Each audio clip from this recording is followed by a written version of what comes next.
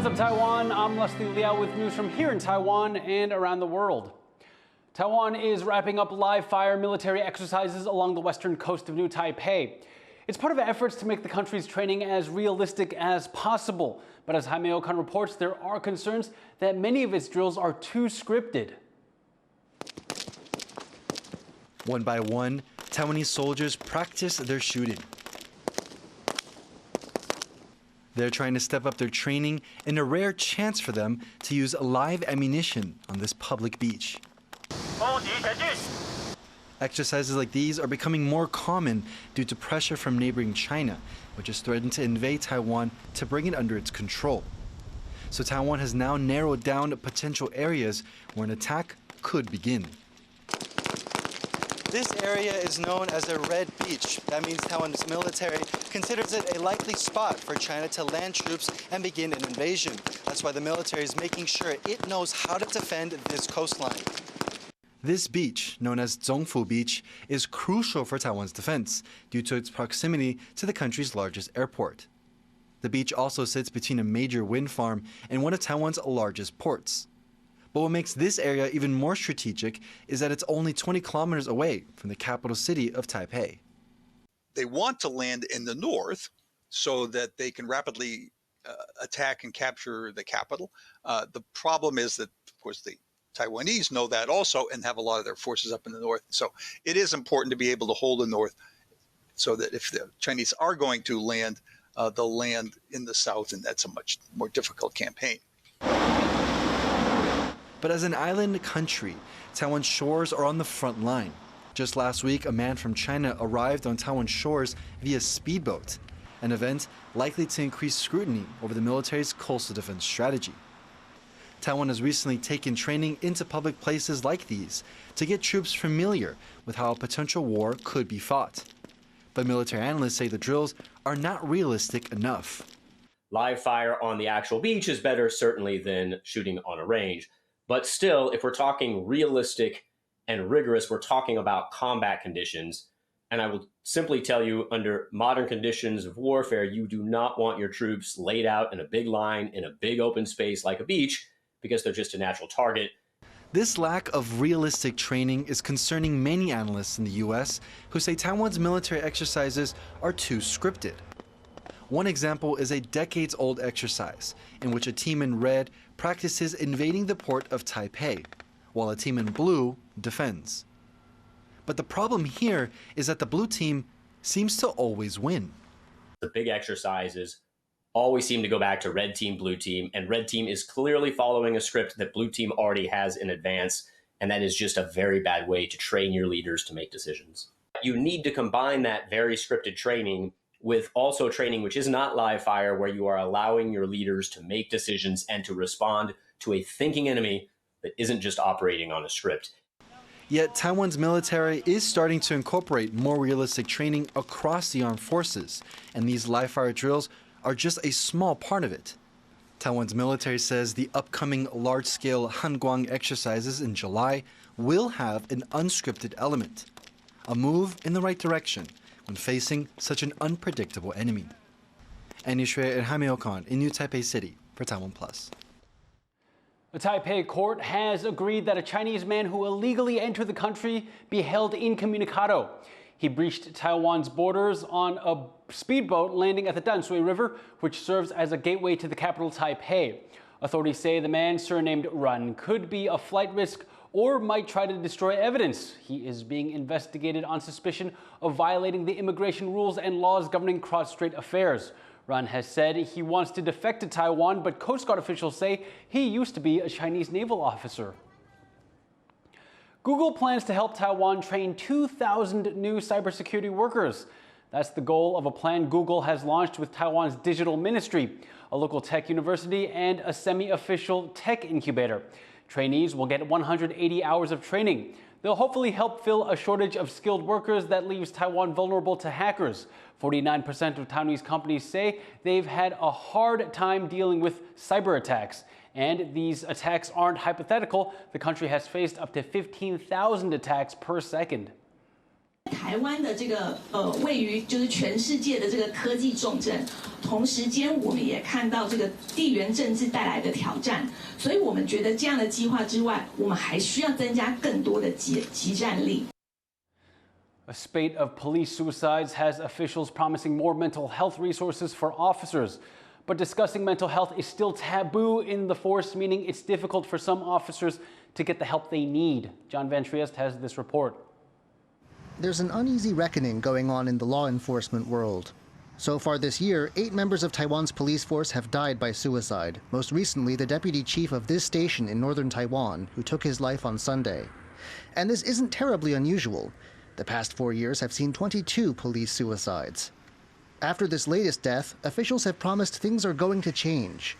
除了我们自己本身的关怀机制以外，就是要委外的心理咨商师，把这个预算有增加，明年也会再增加这预算，未来增加这些覆盖率，就是让他们心理上没有一些负担。Exactly how much will be spent and when the money will come is unclear. And cash may not solve everything. This is a profession where seeking help can have consequences. Peer counselors are colleagues. And besides worries about their qualifications, there are also fears about how open people can be with them. 担心会被贴上标签，而且不能够保密，而且关老师是由远景监办，造成他们求助意愿可能会降低，因此很难发挥功能。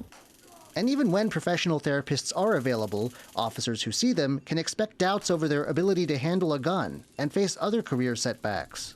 如果你今天有这样一个记录的话，会影响到你的考核，升迁也会影响嘛。如果像我问过那些比较高阶的，他说当然也会考量一下。Meaning a difficult cultural shift may also be needed to get help to those who need it before it's too late. Patrick Chen and John Van Trieste for TaiwanPlus. Taiwan's last functioning nuclear plant is starting to power down.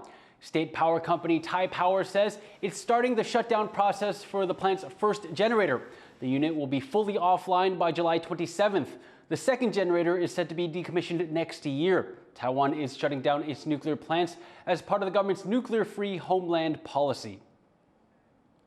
A major earthquake in Hualien in early April caused significant damage to the region and its economy. But power supply to the area was hardly affected. Simply put, the grid held up. More now from John Van Trieste.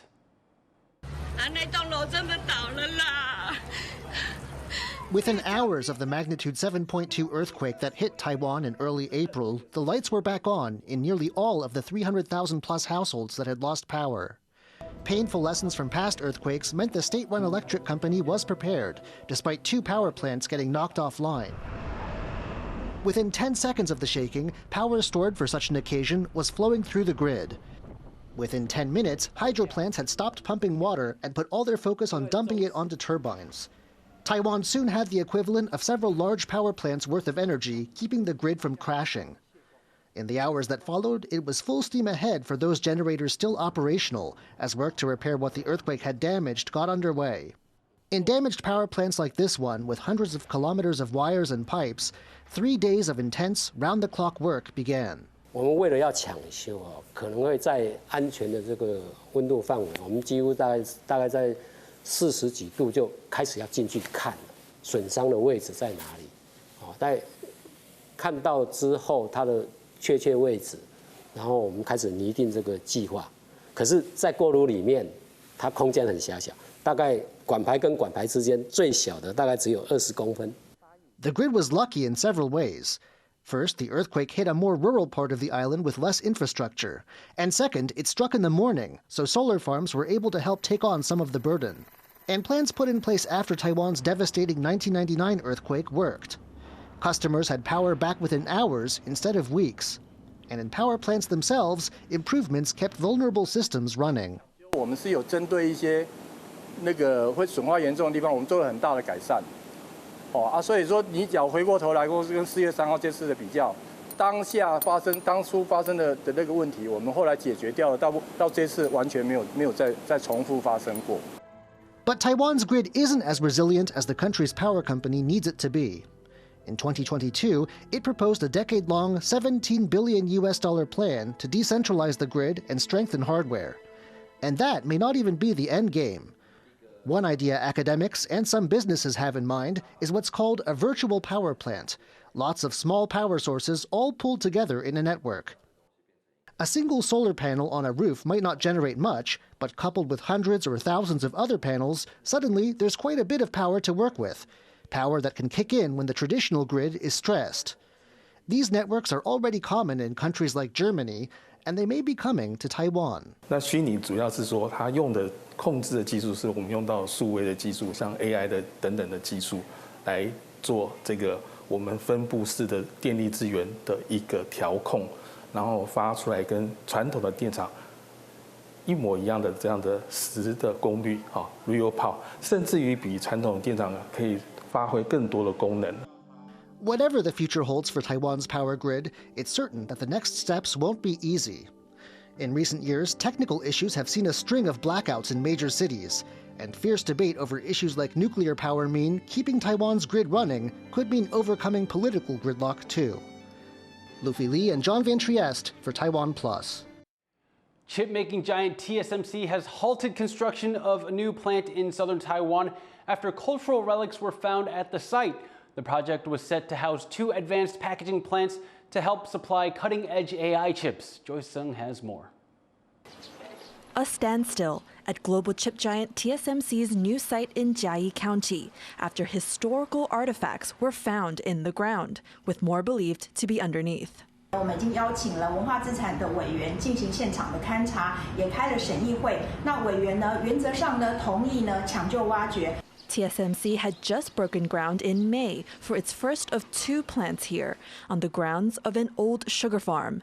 The site will expand an already large local footprint for TSMC across Taiwan, as it quickly grows to keep its edge as the maker of almost all the world's most advanced chips. 每天差不多6点就开始赶工，有时候做到晚上差不多9点至10点这样。 Despite also growing its business in Japan, the US, and Germany, the firm is keeping its most advanced tech in Taiwan. The Chiayi site is set to house its cutting-edge 3D packaging technology called chip on wafer on substrate, or CoWoS for short. It essentially allows multiple chips, which used to sit on their own substrates, to be stacked onto one single package, cutting down on space and on power.